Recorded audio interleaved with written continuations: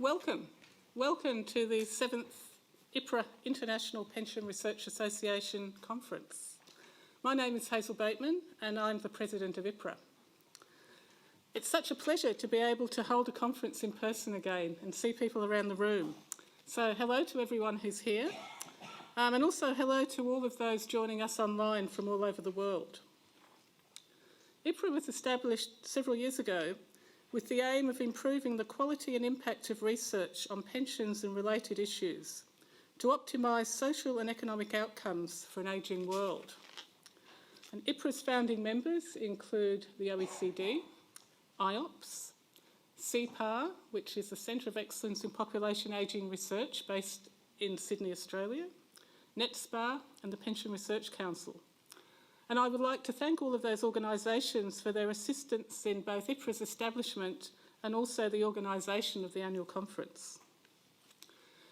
Our conference this year will involve 3 sessions and a keynote, all of which will cover current issues in pensions. I would like to thank all of the speakers and chairs for their participation. I'd now like to hand you over to Flore-Anne, Secretary-General of IOPS and Head of the Consumer Finance and Insurance Pension Division of the OECD, for some introductory comments. Thank you very much, Hazel. And you just mentioned, it is my pleasure really to welcome those of you who can make it in person to the 7th conference that we are organizing on the International Pension Research Association. It's been quite usual to hold this research meeting on aging and pension issues back-to-back with the June Working Party on Private Pension and IOPS meeting, and it's really a pleasure to be able to do that partly in person. So I welcome those of you in person today and those who are joining virtually from probably different corners of the world as well. As mentioned by Hazel, of course, I'm actually speaking on behalf of the IOPS, of which I am lucky to be Secretary General. For those of you who know Andre, he retired last year. I will not pretend that I'm able to replace Andre, but I'll do my best in this capacity. And of course, I'm also heading the Division on Consumer Finance, Insurance and Pension, which is covering the activities of the Working Party on Private Pension. It's been really a long-standing cooperation with the research and academia on pension. Actually, the cooperation dates back to the creation of the Working Party on Private Pension.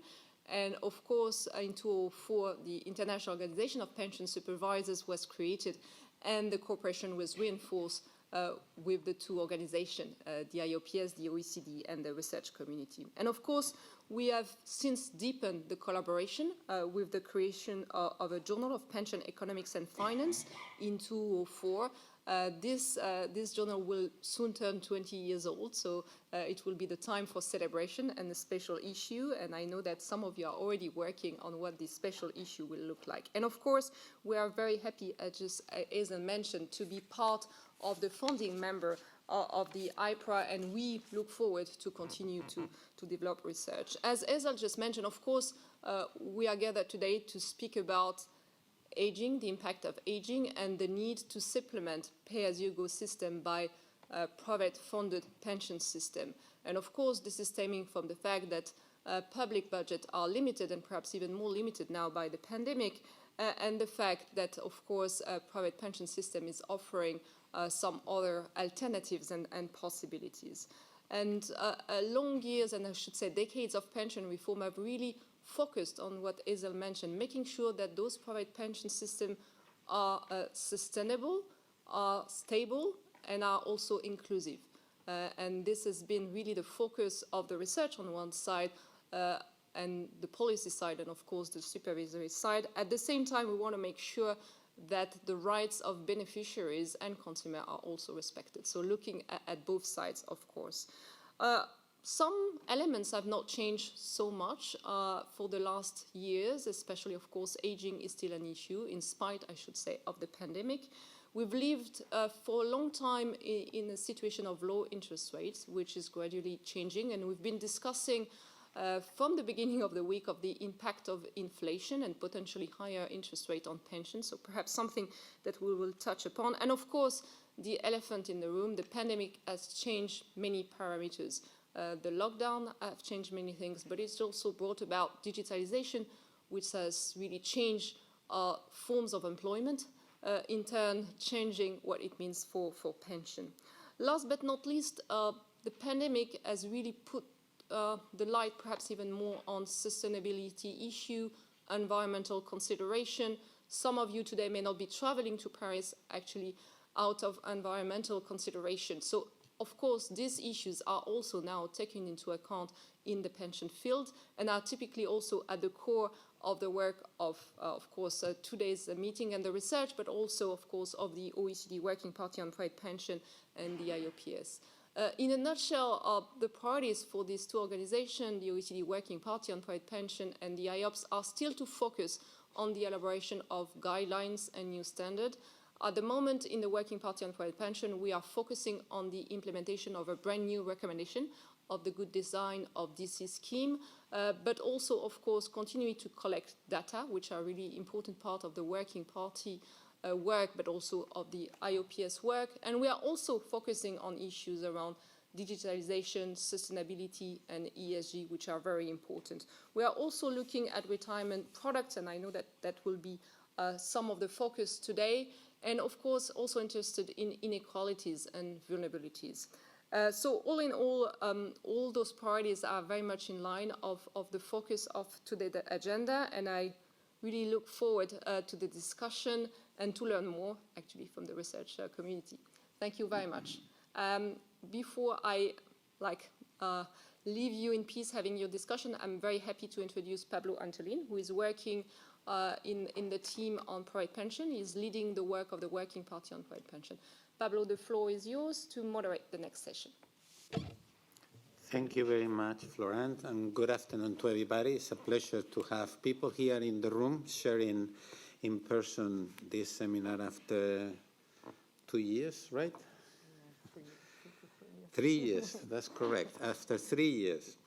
I have the immense pleasure of having here with me Robert Palacios, Agnieszka Chłoń, and John Piggott to discuss the revaluation of the 3 pillars, but in particular to focus on the publication on averting the old age crisis, that it favor private managed funded schemes to smooth consumption and social assistance to prevent poverty in old age. This led to many reforms in many countries, and Robert will be explaining us how that evolved and how the fiscal pressures in the financial crisis eventually ended, and in some countries, and Agnieszka will be talking about that, reversed the spread of the defined contribution scheme.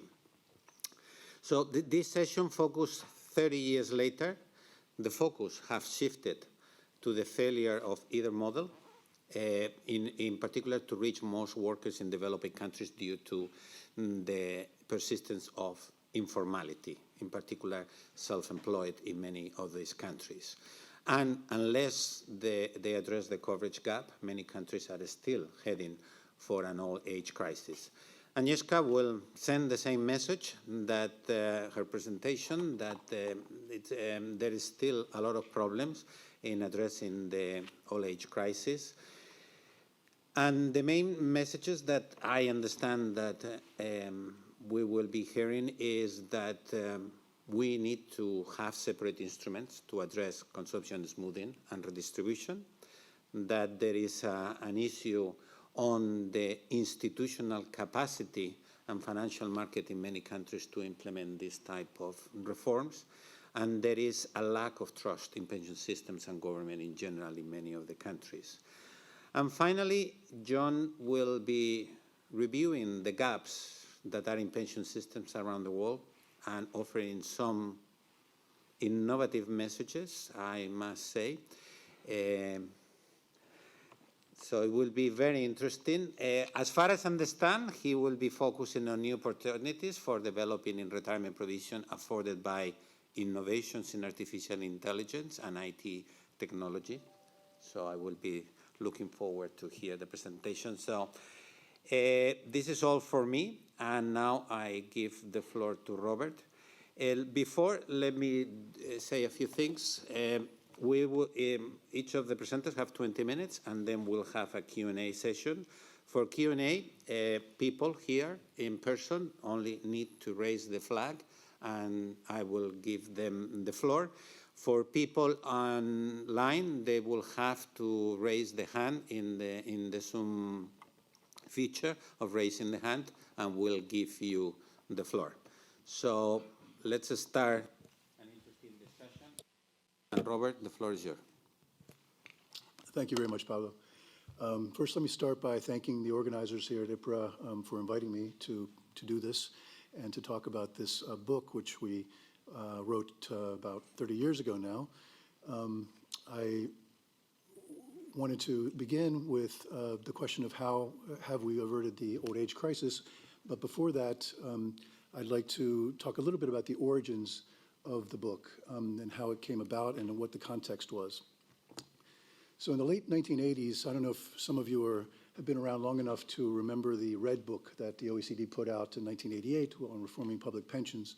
That was one of the first things that I read once I got involved in this effort. And it really was one of the first attempts to have a warning call about the unsustainability of some of the defined benefit schemes in the OECD. And at the same time, we saw an increasing awareness in the wake of the Latin American debt crisis in the 1980s about the fragility of the finances of Social Security, and particularly in the Southern Cone. The book by Carmelo Mesalago in 1989, The Ascent into Bankruptcy, was an example of that. In the early 1990s, we started to see a couple of countries in Latin America follow the Chilean example from the early 1980s. So Chile was a pioneer with the privately managed defined contribution scheme model, and waited about 10 years until the next countries, Colombia and Peru, joined that and would soon be joined by others. And Australia, in a very separate part of the world, introduced its superannuation scheme. So the DC schemes were coming up. We also saw developments in voluntary schemes like the 401k in the US and personal pensions in the UK. Up until that time, there had been very limited World Bank involvement in pensions. And basically, it was not something that we, as an institution, got very involved with. That changed with the coming of with the fall of the Berlin Wall and the entry of many new countries from Eastern Europe and the former Soviet Union. And these countries were spending significant amounts. And so not only was this a fiscal issue, it was also a very important part of the social policy in these countries, and we did not really have a clear position on the subject. So Larry Summers came in 1991, and he, seeing this, decided that we needed to have such a statement, and decided to have a flagship report, this report, on pension reform and pension policy. He had come from a world where he was very familiar with the academic literature in pension economics. That goes back, you could say, starting with his uncle, Paul Samuelson, in 1958, with that seminal piece. And then the Aaron 66, Diamond 77, and then the debate between Martin Feldstein and Robert Barrow who were trying to empirically estimate the impact on national savings of pay-as-you-go pension schemes, starting with the US, but then that went on to many dozens of papers on the subject followed that. I remember the first meeting with the Averting team and Larry Summers. That was my first meeting at the World Bank, in fact, where Larry Summers said something about that Ricardian nonsense. And what he meant was that he was more on the Feldstein side of the argument than the Barrow side of the argument, that he did not think that, he thought that there was a significant dissavings effect from the pay-as-you-go scheme. So that was, and he himself had contributed to the literature during the 1980s.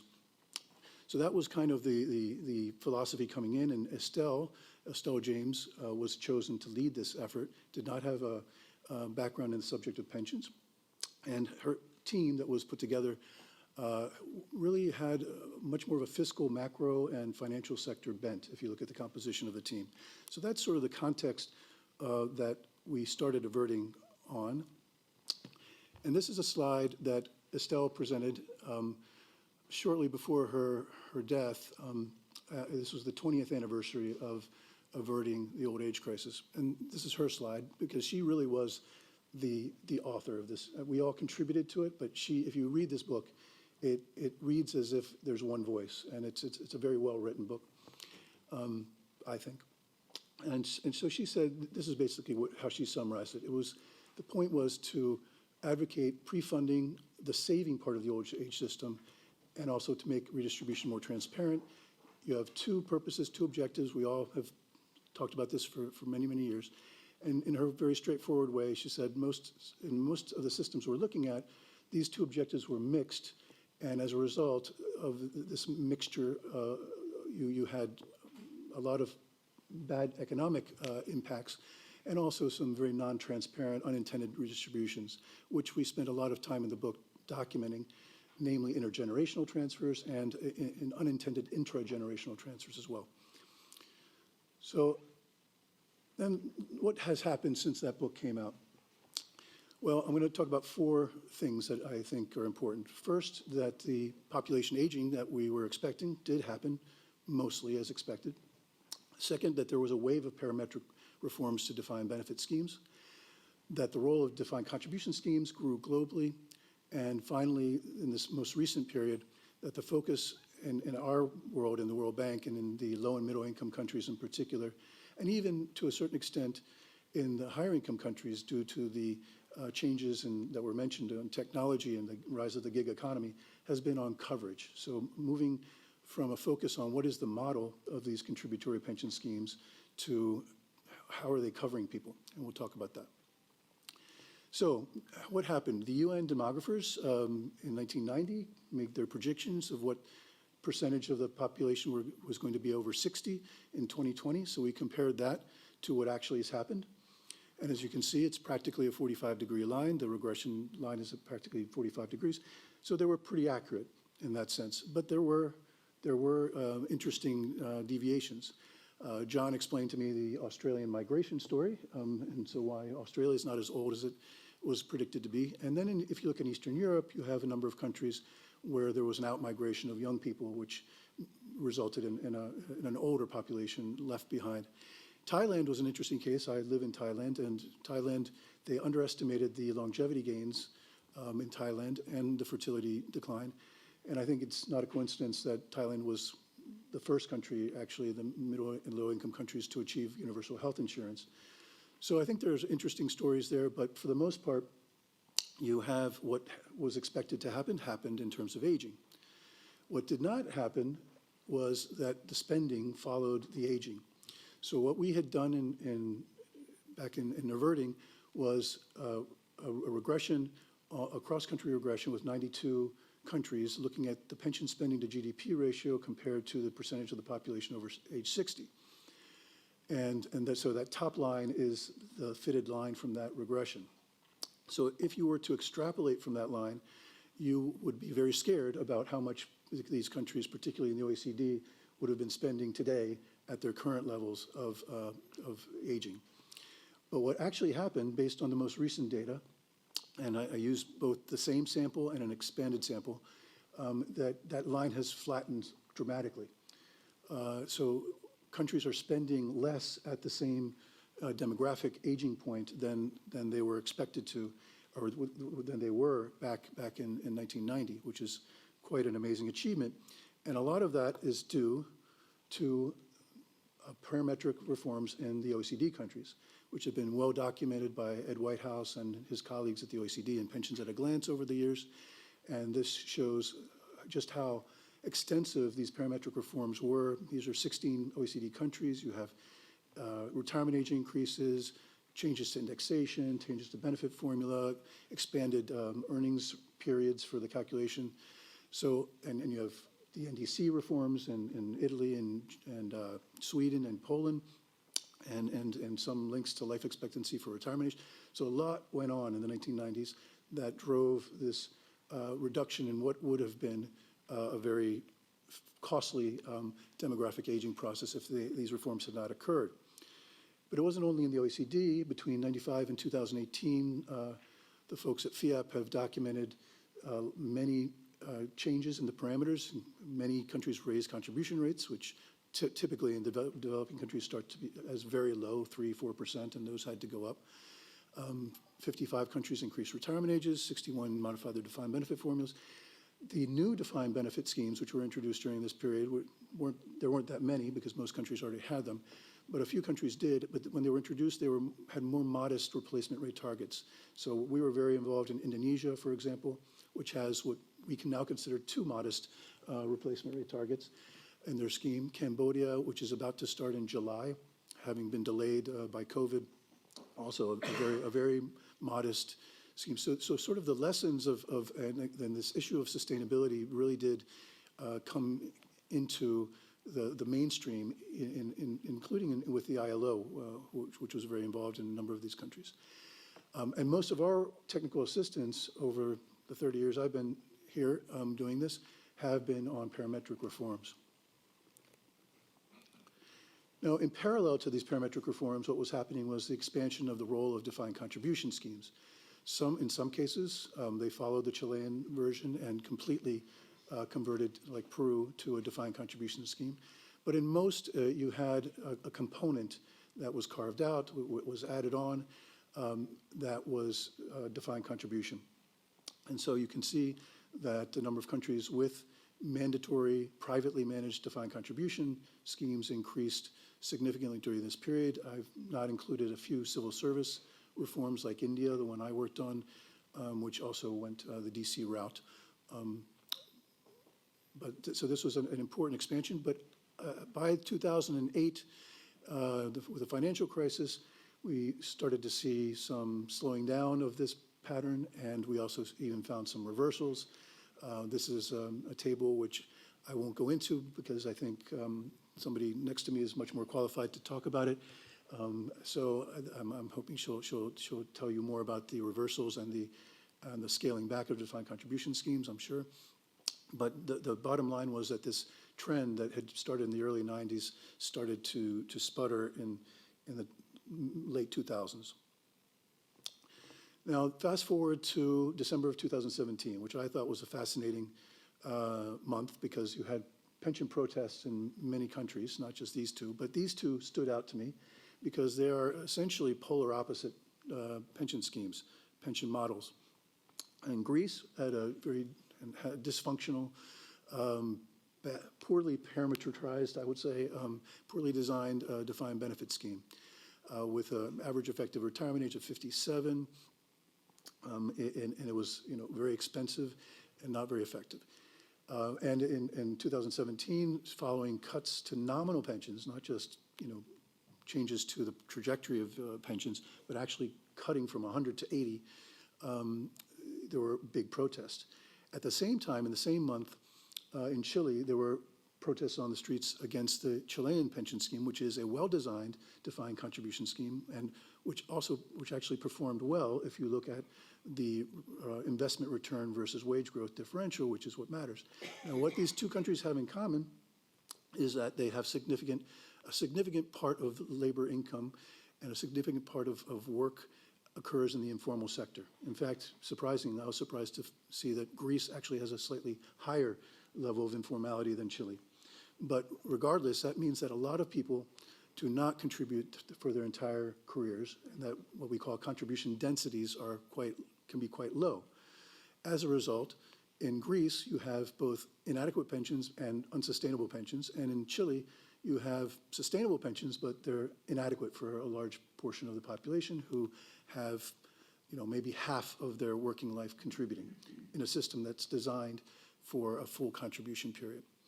So the problem is the same in these countries, and in other countries, lower income countries, it's a much bigger problem because the informal sector is very correlated to income per capita. So your poor countries, a country like India has 85 to 90% of the workforce in the informal sector. So that has now become really the focus of what we're looking at these days.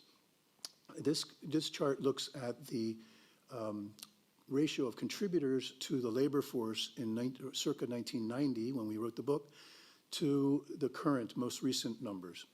And you can see that some countries did manage to increase that ratio substantially, but most countries either did very little, or even in some cases like Mexico, the number fell.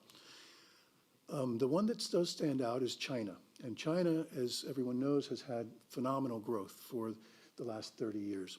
And that is picked up in its coverage rates. But there's a further story that China illustrates, and that is of these two policy responses that have been emerging in response to this coverage gap. And China does them both.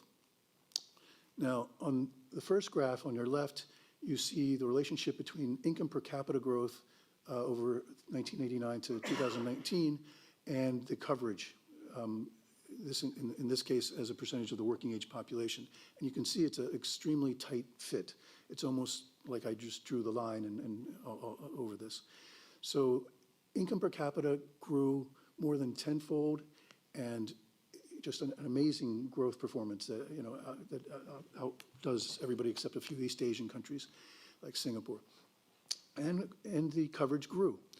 But if you look at them on the cross-country regression line, which is the next graph, they're just about where they would be expected to be. So they grew like crazy for 30 years, and their coverage grew accordingly, but their aging is going much faster than they're able to increase their coverage. And of course, coverage doesn't mean immediate benefits. This is a contributory scheme, so there's a lag between the time you start to cover these people and the time that they're going to be eligible for pensions. So China did two things. One was it subsidized very heavily a voluntary scheme for the informal sector, a rural pension scheme. And without going into the details of how that was done, they managed to have a very large increase in coverage. So the red dot at the bottom is their mandatory scheme coverage, and that's in sort of the 40% range. And the higher dot is when you include voluntary coverage, and gets you up to like 75%. And that would be even higher if you divided it by the labor force. So a real outlier in the world. Nobody else has had that increase in coverage of that kind. And China did the other thing, which countries are now doing, and that is they expanded their social pensions, their non-contributory pension coverage. So the graph on the left shows the number of countries since New Zealand kicked it off in 1889, or 1891, I forget, I think it was 1889, with the first social pension. Australia came soon after. And so countries, gradually more and more countries introduced them. But the most recent period, from the early 1990s, you see this sharp increase in the number of countries that offer this type of program. And in the other graph, what you're seeing is the percentage of the population, the elderly population in low and middle income countries that is now receiving a social pension. And it went from 5% to 34%, driven to a large extent by the Chinese expansion. But even without the Chinese expansion, it more than doubled. And what we see in the countries I'm working in is that there are a lot of proposals now to expand these social pensions because they simply recognize, as Chile did, expanding its social pension in 2008, that the contributory scheme with informality and persistent informality isn't going to do the job. They're going to need something else. So to just sort of conclude on the question of has the crisis been averted, I think we can safely say not really. Some countries have done a good job. I think if you look at the sustainability of systems in places like Japan, Sweden, there's been a huge improvement in the sustainability, and they've mostly managed to protect those at the bottom while still making it sustainable. But for the most part, you still have new parametric reforms that need to happen. China, again, is going to run very large deficits. I work in Vietnam. They're going to be running deficits fairly soon. Many countries still need to reform their defined benefit schemes. The second point is that even well-designed defined contribution schemes haven't succeeded because of the persistence of informality, that perhaps we underestimated that was going to continue. And in the Eastern European context, we were seeing it at the time of averting, where you went from a situation with essentially universal coverage to coverage that was very much more related to their income per capita. And so it's fallen. And so you're having a reverse of a coverage expansion situation. The third point, which I didn't talk about much for lack of time, is that the potential impact of funding has been lost in many countries because the transition from DB to DC was financed through debt. And so that really just undermines the entire point of the shift, if the point is to increase overall savings rates and to spur the capital markets. If you're just simply trading one kind of unfunded pension liability that's not on the books for government debt that's on the books, it's not doing much to help. And I think my big takeaway is that any model that relies on your formal labor market status is really not going to work in the developing world, in low and middle income countries, and to a certain extent in higher income countries, where they have to resolve these questions of the platform economy and the gig economy and so on. But in the low and middle income countries, we're just not going to catch up to the aging process with formalization of the labor market. So somehow you're going to have to find a different way to provide coverage. And the two responses that have been put forward are this voluntary scheme for informal sector workers and social pensions. But unfortunately, the reason I think that also has not averted the crisis is that social pensions tend to be, like the Chinese pension, the one in Vietnam, and many of them are extremely low. They're almost symbolic, and they're so low. So to increase them to levels that make sense is going to require a big fiscal commitment if that's going to play a role. And the same is true for the voluntary pensions. The take-up has been nowhere near what it is in China and other countries. And to do so, to get more people there, the incentives are going to be have to be much higher, and it's going to require another fiscal commitment. So I have some final thoughts on averting. I don't know if I've exceeded my time yet. 2 minutes. This is the last slide then. So I think averting, and of course I have a bias, having been there at the beginning, was in many ways a beginning of an international pension policy debate outside of the OECD. I think it already had been starting in the OECD, but outside of the OECD, I think there wasn't so much of a debate going on until averting happened. We made a strong case for reforming pay-as-you-go defined benefit schemes and encouraged parametric reforms, and I think that was impactful. And I've been part of those efforts in a number of countries. Encouraged the adoption of DC schemes, but as I said, the way that they have been adopted has been very disappointing, and maybe there was naivete about the ability of countries to do this the way we would hope they would be doing it, not just institutionally, which I suppose you'll be discussing in the rest of this conference, but also in terms of the way it was financed. I mean, the temptation, I worked in Hungary in the late 1990s, and they reversed their reform in 2010-11, and they nationalized the pensions assets, as many of you know. And it was really, the easiest thing for the government to do, for a populist government to do, to maintain its overall debt levels, but still be able to give out nice gifts to their pensioner population. So maybe there was some political economy naivete that we can talk about. And finally, I think we recognized that there was an important role for general revenue finance to redistributive element. But I don't think if you look at the 415 pages of that book, we did not develop that social pension integration with the contributory scheme very well. And that's kind of, I think, what we're playing catch up with now is figuring out what is going to be the elegant way to have non-contributory pensions and contributory pensions that work together and do not provide disincentives to contribution and to savings. And I'm sure my friend John is going to say something about those things. So that's all I had. Thank you very much, and look forward to your questions. Thank you, Robert. Agnieszka? Thank you very much for inviting me for this conference and speak about what happened in Central and Eastern Europe. It is a pleasure to be back in Paris and in the OECD after quite a long break, I must say. I was asked to focus on Central and Eastern Europe, which is indeed the case, as Robert mentioned, countries with relatively high coverage, but with the economic transition really thinking about what to do with the pension systems that had many problems despite relatively favorable demographics for the reasons that I will mentioned. And so that was the first phase of thinking how to make the pension systems credible, how to reform the pension systems from definitely the too much spending, too much early retirement, to more sustainable models. And that was the time of the Averting and shifting to the multi-pillar model.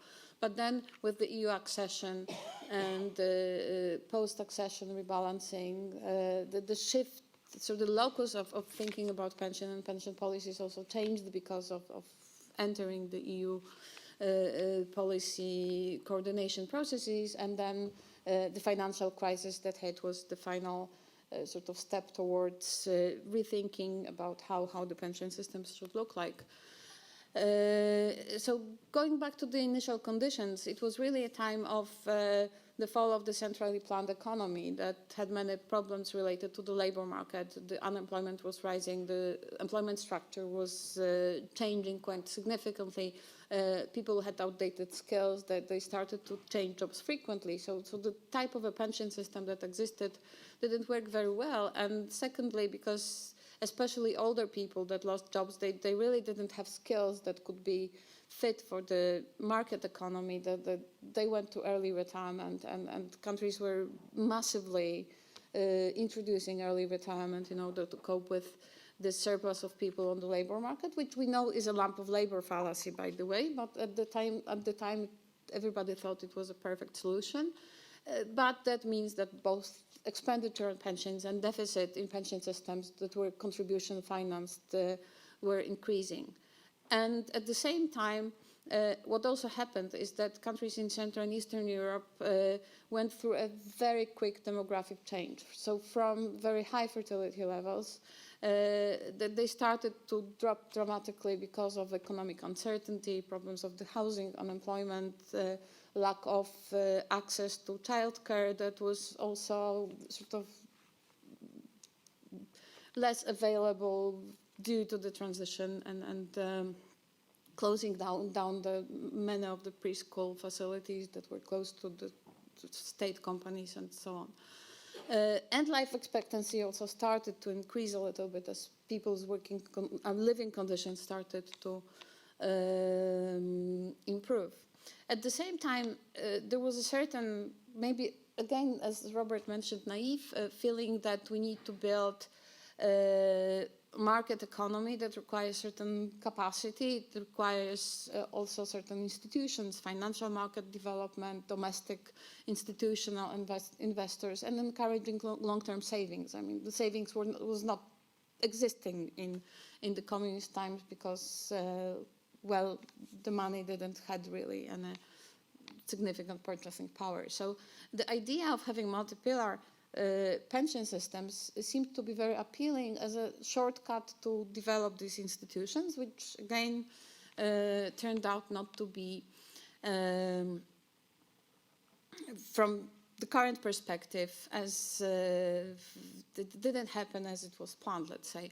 So indeed, when we look at what happened in Central and Eastern Europe, when the countries moved towards funding, it started in Hungary in 1998, followed by Poland, Latvia, and in 2008, Romania decided to move to the funding.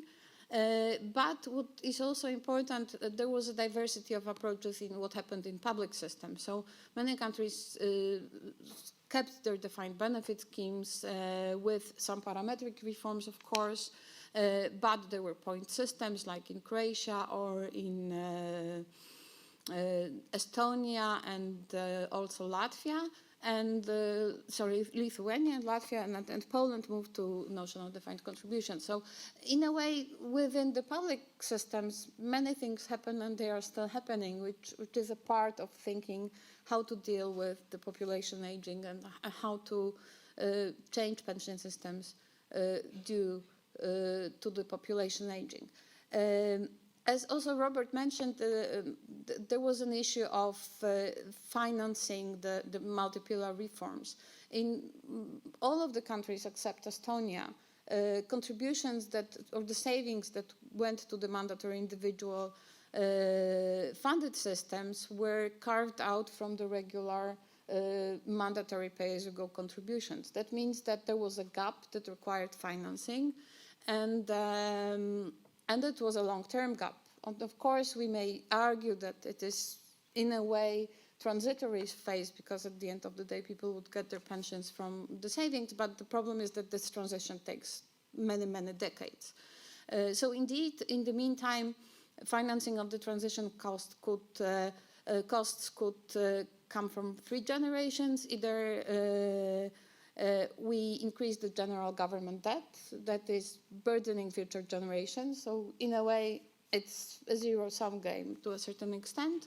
We finance it from taxes and current revenues. That means that more or less the current working generation pays for the transition, or we introduce some savings in the pay-as-you-go systems that did spend a lot of money on pensions through parametric changes, raising retirement ages, reducing indexation and other changes, but that in a way burdens the retired generation. In reality, probably taking a mix of the 3 would probably be a good solution, but it did not happen. I will show that later on. And also the transition costs were perceived differently. So they increased the general government debt. It was a partially transition of implicit to explicit liability. So the macroeconomists would say that in the long run it didn't really matter, but the issue is that the explicit liabilities are recognized completely differently by the by the government, by the policies and the financial markets as well. And then the EU accession happened. That was 2004 for many of the countries. And that also meant shifting perspective. So moving from the support and advice of international institutions such as the World Bank, we entered more into the open method of coordination, thinking about adequacy and sustainability of the pension systems, participating in the aging working group exercises every 3 years, trying to assess the sustainability, but also in a way going into the sort of group of countries or the club of countries that have very traditional models, including occupational funded systems, but very little or no individual mandatory funding that basically was introduced only in Sweden.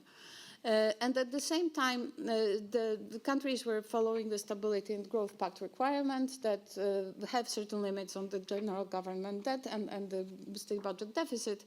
And again, when we think about the transition costs, they affected both the debt and the deficit. So that means that with this additional effort of going towards the multi-pillar, it was more difficult to meet the criteria that were set there. And then, of course, the crisis happened in 2008.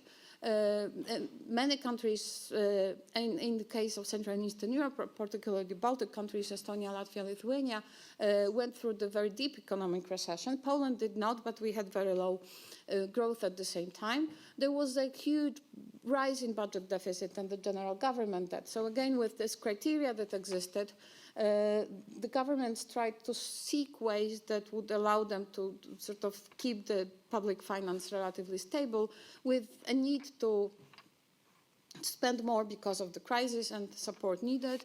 At the same time, pension systems were also suffering lower revenues because employment declined and the contribution revenues became lower, the deficits became higher. So definitely within pension systems, many governments started to look what happens in the funded areas. And at the same time, the way the contributions were designed, I'm sorry, you probably can't see the numbers, but you can see the colors. The more green color, the lower the transition cost, the more red color, the transition costs rise. So because the systems were designed that the coverage of the mandatory funding was increasing with all new waves of the young people entering the labor market and the social security systems. And at the same time, in many countries, the contributions were expected to rise gradually from 2 to 5%, for example. That means that also transition costs were increasing. And in 2008, in some countries, they've reached the point of more than 1 or almost 1.5 percentage points of GDP. And with the crisis, that was definitely too much. And at that time, basically many of the countries, Latvia, Lithuania, then Estonia, Bulgaria, Hungary, Poland, and Slovakia, decided either to scale down their pension systems, and as you can see that the orange became green, that means that contributions were reduced, or completely stop the system, which was the case of Hungary. In Poland, part of the assets were also seized by the government, and the part invested in government bonds that was transferred to the pay-as-you-go notional accounts, and the government bonds were redeemed. We still have a very small component of contributions that are paid, but, well, that's something that still requires the government action that did not happen yet. Part of the reason for that was indeed financing the transition cost. And if we put it in a triangle, so we finance it either from the old age savings taxes or the general government debt, if we try to decompose that, we see that indeed in majority of the countries that was somewhere between taxes and the general government debt before the crisis. But after the crisis, the corner with the general government debt, as you can see, is very crowded. That means that basically all the transition was financed from burdening the future generations, and I think that was also the model that was very difficult to sustain, and that is why the reversals did happen. But again, I would say that it's many different factors that affected it. The way the public finance was structured, the way the labor market operated, the way the transition costs were designed, also the way how the funded systems performed, the rates of return, the fees, and the costs that were raised by the financial market. But the most important issue was the fiscal situation. If we look at the performance of pension funds, I must say that we've looked together with Darek Stańko and Kamila Bielawska at some point at the returns, and it turned out that Hungary and Poland had relatively good returns, and they decided to stop the systems completely. So that shows that the performance really wasn't the key factor in taking decisions. So what the future holds? Aging remains a challenge.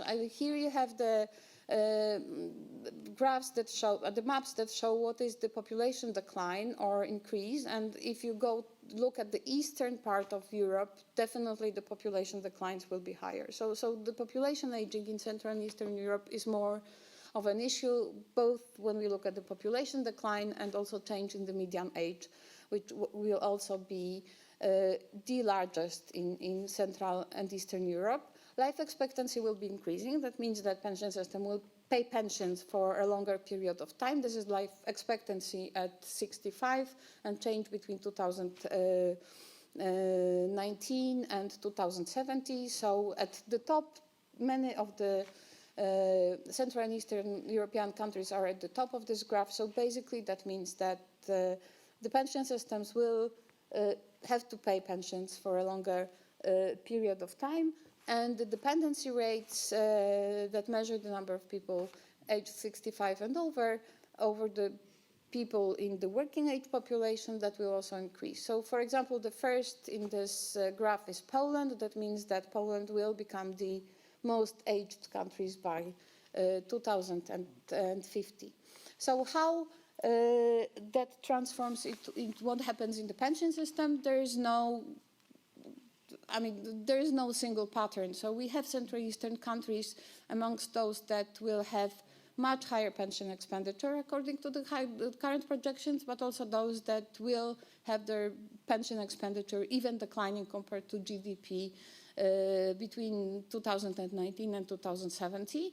At the same time, the role of funded pillars, and these are the blue bars here in the expenditure, we see that they will play some role in the countries that kept the funded pillars. However, if we compare that with orange bars, and these are the quasi-universal occupational systems, they will still be relatively small. So there's a long way to develop mature funded systems. Many countries changed retirement age, which at the beginning was very difficult because of this widespread early retirement, but currently if we see across the board, it is somewhere between 63 to 65 or even 67. Some countries raise retirement age with life expectancy. Poland declined the retirement age, and it was the only country in the region that did so with the current government. But when we see how countries deal with the challenge of the population aging, and those yellow bars here show the projected increase of pension expenditure relative to GDP if we took only the demographic factors, and the bars below the line show adjustments in the form of raising retirement age and therefore sort of reducing coverage of pensioners relative to people at the age of 60 plus. So these are the green bars.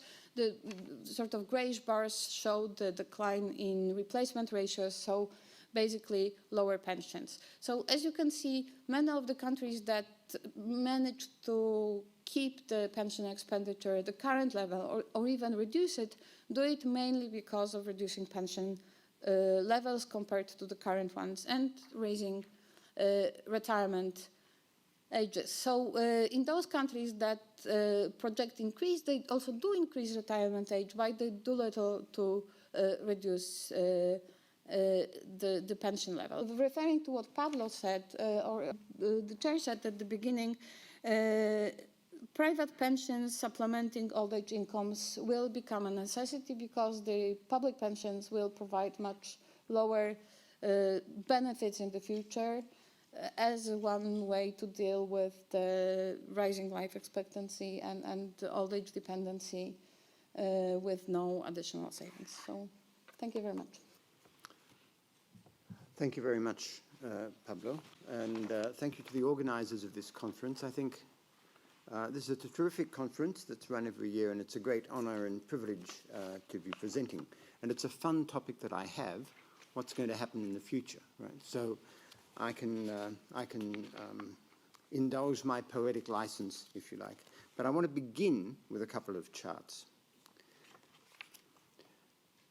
So the challenges have not changed that much from 30 years ago. And I would like to add in passing that 30 years ago, which was when I started in this sort of field, just got going in this field, right? The place to go for the best research was the World Bank, right? So the bank was where you wanted to cozy up to. That changed over a period of time, and academics became more engaged in the issue of pensions. But back then, there was not that much academic activity. Rob was saying there wasn't much activity in the bank. There wasn't much academic activity either. And the bank really took it to the academics with averting. And I think that's an important observation to make, regardless of the ultimate fate of its prognosis, right? That's where averting fits. So the challenges, right, are two. There is this question of affordability, and this is a chart which does in a different way what Robert was doing 2 presentations ago. And those pink lines are where the burden, if you like, as a percentage GDP of pensions would sit if there were no corrections, right, in terms of changing the parametric structures of defined benefit pension plans. And then the pieces at the bottom are different ways in which those pink lines, pink columns, were mediated, were reduced. And you can see that bright blue line there is reduction in benefits. And that's a pretty important part of the reduction. The net result are the red dots. This is an EU sample, but the net result are the red dots. And you can see a lot of countries, this is 210 to 260, a lot of countries are still going to get themselves into more and more trouble in terms of affordability. So that's one challenge. And the second challenge is coverage. And coverage throughout much of the world remains an enormous issue. Right?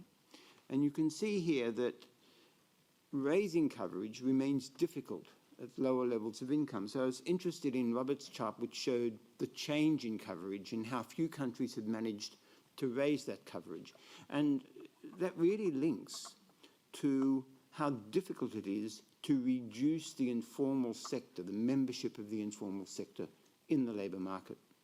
And so they're the 2 persistent challenges in providing people with some dignity and some wherewithal to live the rest of their lives out once their earnings capacity has been exhausted.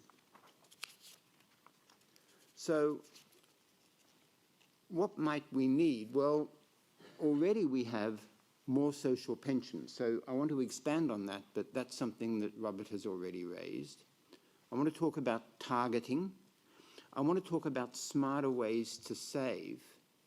And much of what Agnieszka was talking about could be perhaps captured in terms of the strength of governance. So to have a pre-funded scheme which looks after people's savings in a safe way for several decades requires very strong governance, both at a micro level and at a national level. And that governance, I think, has a long way to go in many countries. And in thinking about what might happen in the future, we need to think about where things might go. And I have 4 things. I have growth. I think there will continue to be economic growth around the world. I have demographic transition, more people getting older. And if you put those 2 things together, you're going to get more inequality in the absence of government intervention, because there will be more people who are very poor and old. There is labour market change, partly induced by technological change. So Robert mentioned the gig economy. Gig economy is one way of putting it, but certainly I think labour markets will fracture, careers will fracture, will come apart, come into pieces in a way that is not true for my generation. And you need, therefore, a system which copes with that. And then finally, there is the innovations that are associated with technology and the delivery of pensions to people who might not otherwise have been reachable, who are not currently reachable. So let me talk a little about why I think social pensions are important. Social pensions don't always have a good name, partly because very successful economies such as the US don't really have a social pension beyond general welfare. But I think there are 5 important reasons why social pensions need to be taken seriously, and their design needs to be thought about seriously. The first is that they help the most vulnerable in the community, the ones whose earnings capacity has been exhausted, and the ones who don't have independent assets. They're the ones that social pensions best reach. Coverage. Coverage can be more complete with the technology that I've mentioned, and the changes in labour market, contingent workers and so forth. That might be something that we need to focus on. Social pensions will also deliver at least some degree of longevity insurance. We were having a discussion at brunch today about how difficult it is to develop a fully fledged annuity market with longevity insurance. An underlying social pension of an adequate size with adequate benefits provides, in government hands, longevity insurance, at least at some level. Sustainability. Now, with sustainability will come means testing, and that's another contentious issue, another contentious piece of social pensions. But if you combine social pensions with means testing, then you get something that can be sustainable, and I'll quote you some numbers later. And finally, social pensions can be financed from any revenue source you like. They can be financed from consumption, they can be financed from property taxation, they can be financed from income taxation, and that gives a policymaker a lot of flexibility in terms of the funding, or the financing, perhaps is a better word in this context, of this social pension policy. So there are some countries that have social pensions and have the kind of systems that I think will evolve ideally over the next 30 years. So this is what New Zealand does. Now, Robert mentioned New Zealand had this in the 19th century, and it was a universal pension that came in at an advanced age. I believe that age was 65. Now, of course, back in the 19th century, not that many people lived to 65. But if you did, you had that longevity insurance. But it was universal. Right? And only recently has that been supplemented in New Zealand by any kind of quasi-compulsory pre-funded plan. In Australia, we were late to the party in the Antipodes. We didn't get there till 1909. But when we did, we had a means-tested system. And the expression I use for this is affluence-tested. Right? So it doesn't target just the destitute. What it does is says the bottom half of the retired needs support. Right? And then the affluent, take them out. Take them out for a couple of reasons. Take them out because they don't need it, but take them out because you don't want to adversely affect their choices around saving and labour supply, which are the most valuable saving and labour supply in the economy. That's why they're at the top of the pile. And what we then did at around that period of 1990, as Robert mentioned, was then develop a pre-funded earnings-related pension plan. And that's that red piece toward the bottom there. And that allowed us to gradually develop assets and incomes which impacted upon the means test. And so in that way, the social pension became sustainable. The percentage of GDP in Australia that will be devoted to the social pension over the next 50 years declines despite the fact that we have population aging, because of the accumulations of wealth and income that are associated with the pre-funded plan. So this is a good model. This is a model, I think Robert said elegant, right? This is a good model which elegantly links, right, the poverty alleviating effect of a social pension with the consumption smoothing impact of a pre-funded plan in a way which ends up being sustainable. And to just buttress my case on social pensions, there's a Mercer pension index, which many of you may have heard of. And for a different reason, I recently looked at the 2021 results. And 4 out of the top 6 of those systems, right, had very substantial social pensions, very substantial means-tested social pensions in their overall arrangements.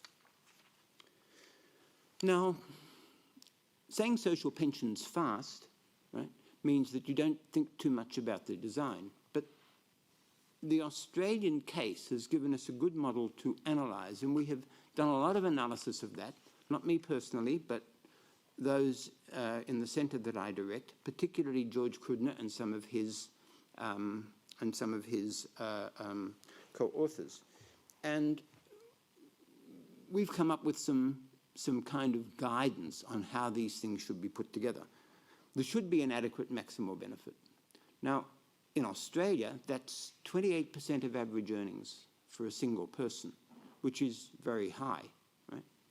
But if you wanted to have something that was even half of the international poverty line, right, that can be done with less than 1% of GDP in a developing country. Right? So we've done this calculation for China, we've done this calculation for Indonesia. In both cases, even with population aging, you can come in at less than 1% of GDP to get to half of the international poverty line. The universal social pensions that Robert was alluding to in China are far below that. Right? So getting to some form of adequacy in these social pensions is both feasible and desirable. I've mentioned the question of targeting already, so I'll leave that because I know Pablo is looking at me already.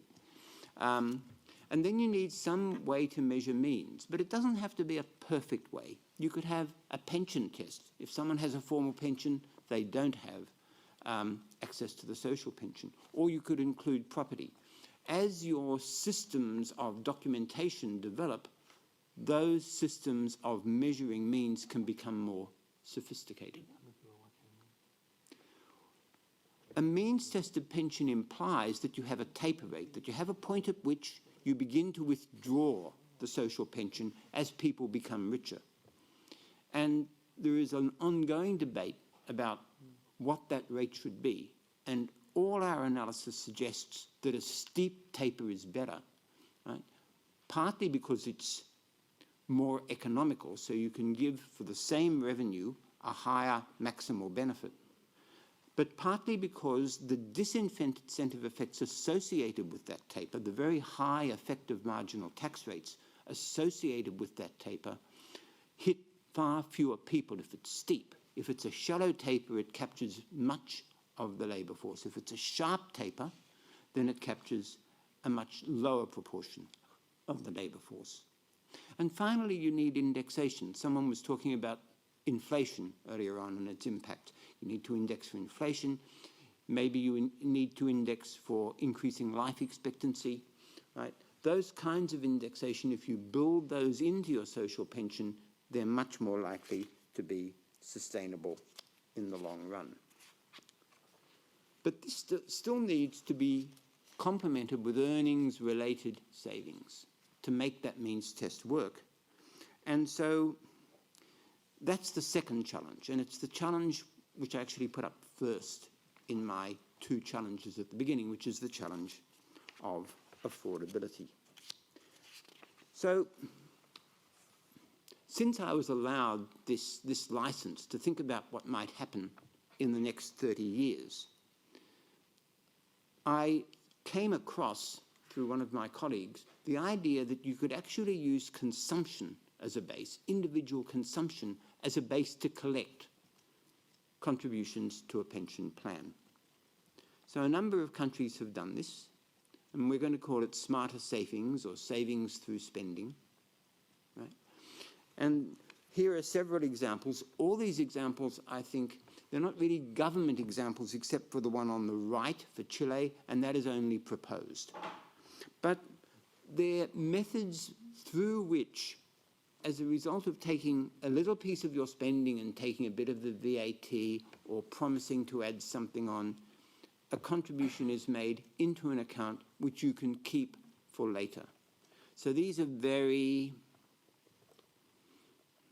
I guess, fragile structures at the moment. Some are private, but they do exist, and they do pose the question as to whether, with new technology, right, with a cashless economy, we're talking 30 years out, cashless economy, whether you might find consumption a more feasible tax base than it currently is for this purpose, for the purpose of collecting contributions for retirement, and whether there are advantages to that. So there are some advantages. So as an economist, consumption is a better tax, a more efficient tax. It will allocate resources in the economy overall better, more efficiently, right, than a labour tax. Now, you sometimes hear that consumption and labour taxes are the same. But they're only the same under very, very specific circumstances, and mainly they're the same because neither of them explicitly tax saving or investment. Right? But a consumption tax, in fact, is more efficient, and the one intuition is, well, it captures the value added in pre-existing capital in a way that labour doesn't. Right? And that means that I've got their consumption includes in the tax base the returns to existing capital. So that's a kind of lump sum tax. So a piece of this is a lump sum tax. And that's what makes it, one thing that makes it more efficient. And generally speaking, the evidence is that a labour supply will be higher, and therefore you'll get more revenue overall, right, under a consumption tax than under a revenue equivalent labour tax. It's also potentially progressive. So you often hear that consumption taxes are regressive, right?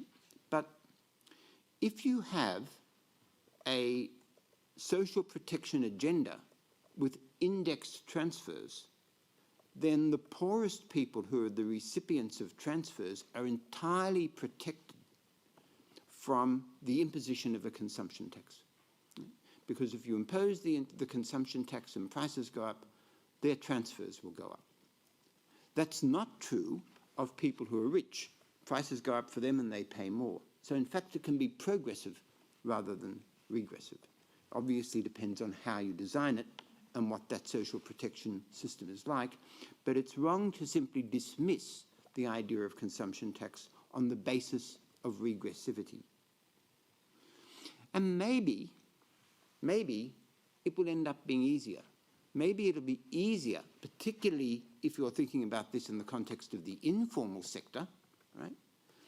That to generate some contributions, right, out of consumption, because we all have to consume, rather than out of labour. So they're the economic advantages. What are the program advantages? Well, it incentivizes some saving. It's a powerful intervention, turning spending behaviour, which has behavioural challenges, instant gratification, I'm going to spend more. You almost harness that into a saving habit. Right? And then there's increased coverage. It allows people to save regardless of their employment status. If they're unemployed, they still have to consume. If you're a worker in the informal sector, you still have to consume. If you're a parent on parental leave, you still have to consume. So you iron out some of the bumps in contribution history, right, which exist with a labour-based contribution base. So there are some program advantages. And there may also be some investment advantages. And actually, I owe this to Mike, right? If information is available about your actual pattern of expenditures through lifetime, maybe you can design some of your investment to immunize your investment against similar consumption in retirement. This is a long way ahead, right? But we couldn't leave it out.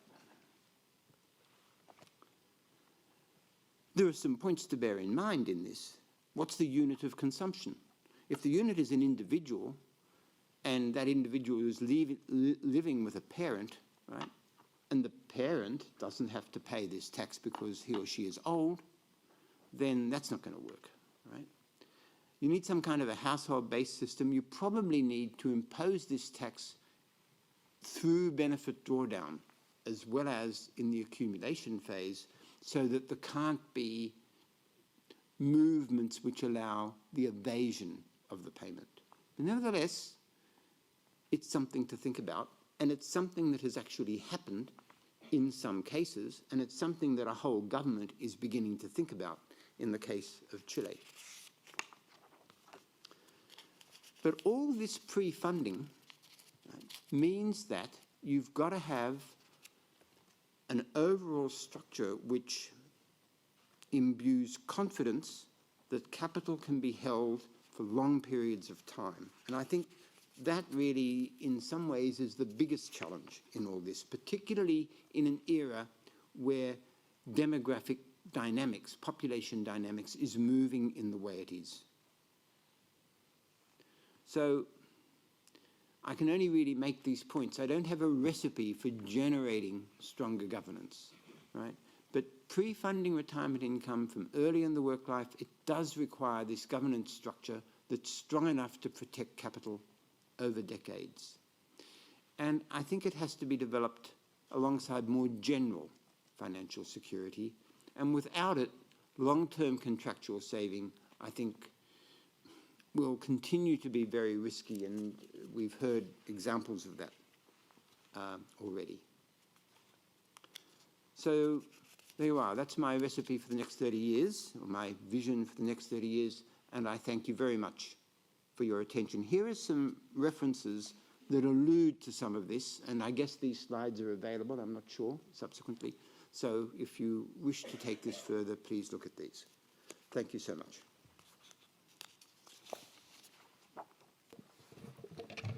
Thank you very much, John, and thank you, Robert and Agnieszka.